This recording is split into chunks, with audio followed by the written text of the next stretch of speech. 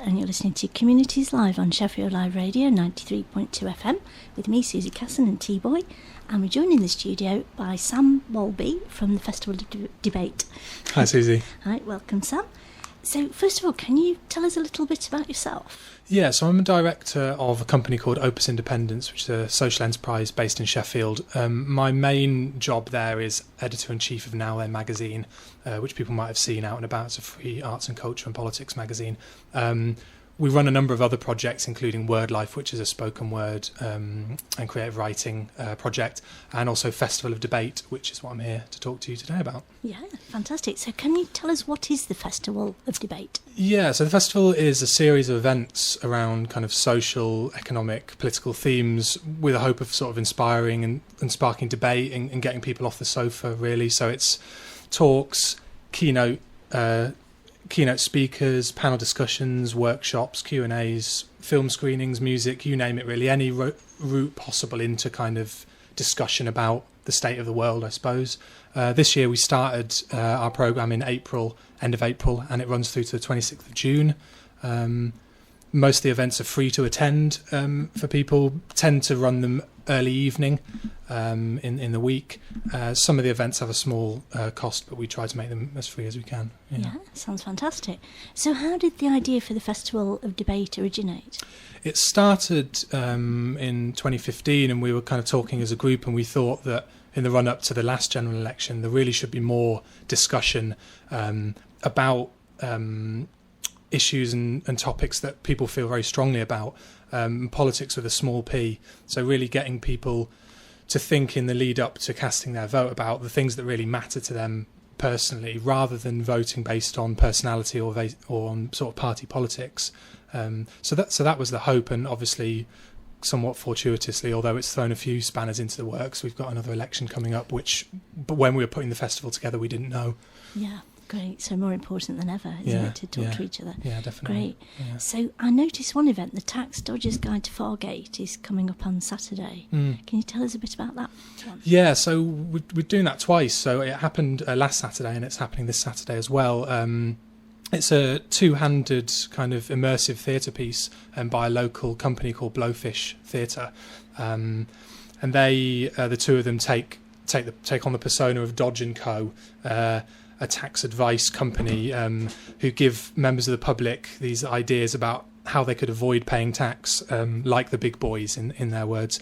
So it's really kind of having a bit of fun, but also throwing a spotlight on the methods that big companies, generally speaking, use to avoid paying tax effectively.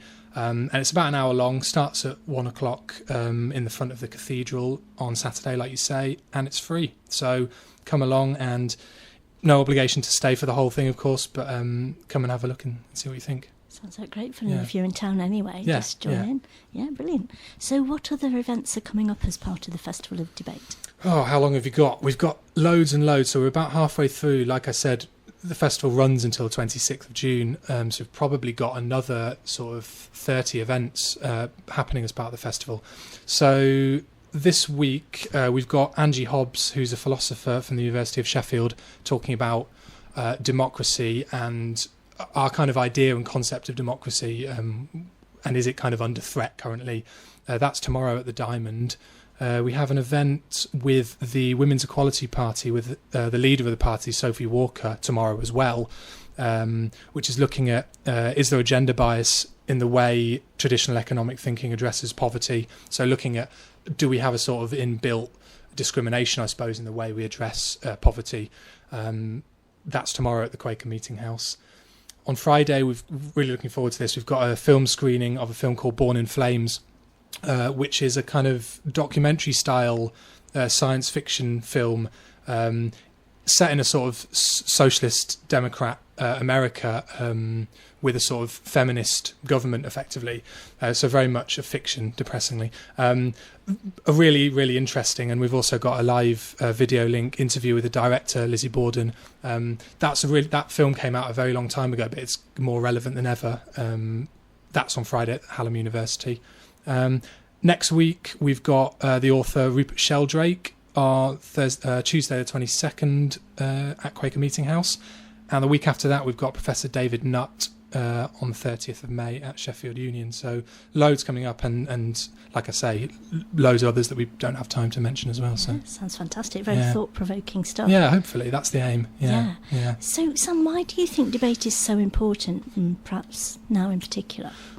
Well, to go back to the original idea behind the festival, when we were talking about kind of how we didn't feel that people were talking enough about topics that really mattered to them. I think that often people's opinions and views on important topics, they're not formed internally, they're formed as part of a discussion and part of a debate, and as people voice thoughts and bounce ideas off each other. So I think that process is incredibly important for actually coming to our own personal views on topics. And really democracy only works, or at least it works best when people are well informed, and when they've had the chance to kind of air those thoughts and bounce them off other people. And personally, I don't think it serves the people who are in power currently for the populace to be well informed. So I think we sort of have to take that on ourselves in a way, especially in the run-up to the general election, like you say, especially with public trust in the mainstream media at an all-time low, especially with us leaving the EU in less than 2 years, and especially with Donald Trump in the White House. These things are, really kind of earth-shatteringly provocative, kind of massive changes in our world, and we need to be discussing it, and we need to be at the front of that discussion. So yeah, it's incredibly important.